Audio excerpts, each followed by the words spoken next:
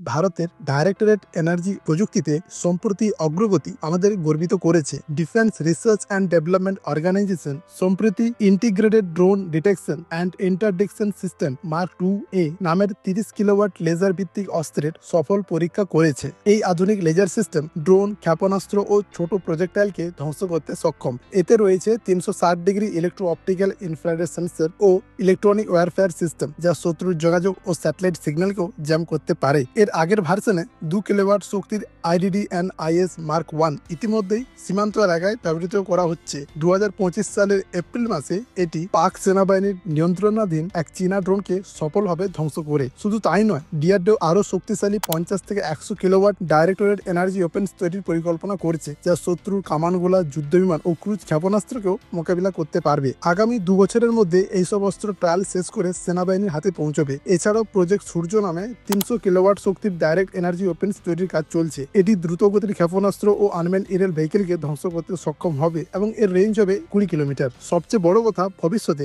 এই প্রযুক্তিকে ছোট আকারে তৈরি করে স্পেস স্যাটেলাইট, নৌবাহিনী ও বিমান বাহিনীর জন্য ব্যবহারযোগ্য করা হবে। ভারতের এই অগ্রগতি আমাদের আত্মনির্ভরশীলতার দিকে এগিয়ে নিচ্ছে। আপনারা এই প্রযুক্তি নিয়ে কি ভাবছেন কমেন্টে জানাবেন। ভিডিওটি ভালো লেগে থাকলে লাইক, শেয়ার ও সাবস্ক্রাইব করতে ভুলবেন না। জয় হিন্দ, জয় ভারত।